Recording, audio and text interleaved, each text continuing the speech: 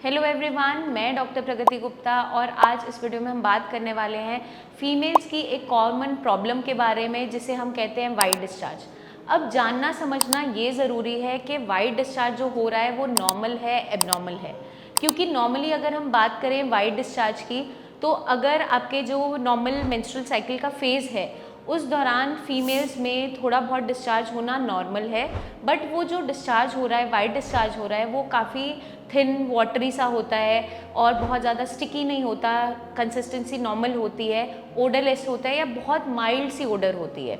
तो ये एक नॉर्मल कंडीशन है जो हर एक फीमेल फेस करती है ड्यूरिंग मेंस्ट्रुअल साइकिल।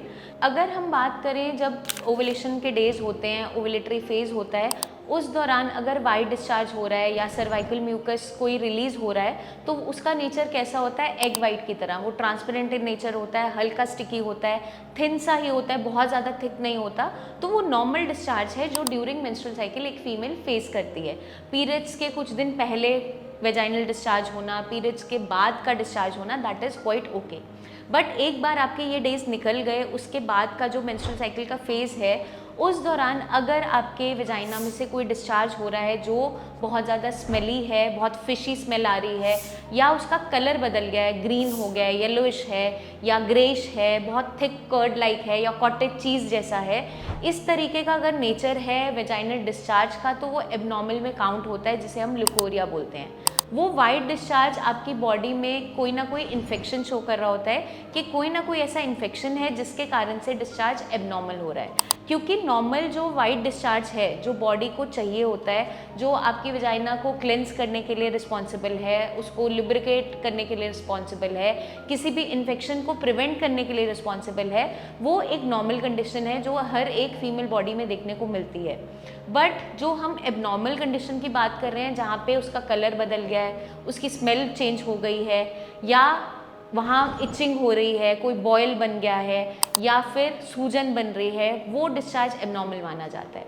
तो मोस्टली हमें क्या देखने को मिलता है कि अगर आपका जो वाइट डिस्चार्ज हो रहा है वो बहुत ज़्यादा थिक कर्ड लाइक है, दही की तरह गाढ़ा है, बहुत ज़्यादा स्मेल है उसमें, तो वो क्या इंडिकेट करता है, कोई ना कोई ईस्ट इन्फेक्शन आपकी वजाइना में बन रहा है। और अगर आपका वही डिस्चार्ज ग्रीनिश या येलोइश है, वो इंडिकेट करता है कोई ना कोई बैक्टीरियल इन्फेक्शन है या फिर सेक्सुअली ट्रांसमिटेड कोई इन्फेक्शन वहाँ पे प्रेजेंट है जिसके कारण से ऐसा डिस्चार्ज हो रहा है।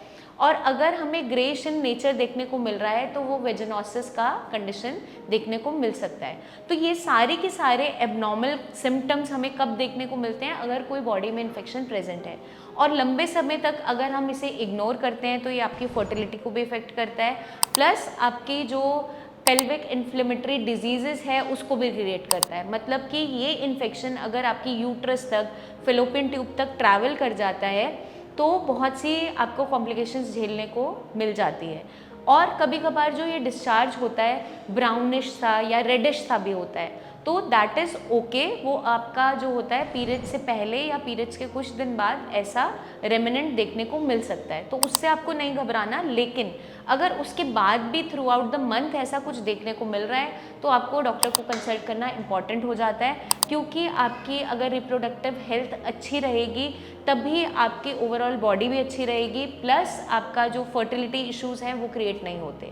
तो इसलिए जानना समझना ज़रूरी है। जब आपके पीरियड शुरू हो रहे हैं, प्यूबर्टी स्टार्ट हो रही है, टीनेज गर्ल्स की मैं बात कर रही हूँ, तो इनिशियल डेज़ में इसके बारे में नॉलेज होना बहुत ज़्यादा ज़रूरी है, अवेयर होना ज़रूरी है कि क्या नॉर्मल कंडीशन है, क्या एबनॉर्मल कंडीशन है। आपको अगर लगता है कि कोई भी ऐसी कंडीशन से आप सफ़र कर रहे हो, आपको कोई इश्यूज़ आ रहे हैं या फिर आप कोई भी सवाल जो है पूछना चाहते हैं तो कमेंट करके ज़रूर पूछ सकते हैं, या नीचे दिए हुए नंबर्स पर हमारे टीम ऑफ डॉक्टर से कंसल्टेशन ले सकते हैं। पर्सनली आप मिलने आना चाहें तो आप क्लिनिक विजिट भी कर सकते हैं। जल्दी हम आपसे फिर मिलेंगे, बहुत सी और भी इंफॉर्मेशन शेयर करते रहेंगे। तब तक के लिए अपना खास ध्यान रखिएगा एंड टेक केयर।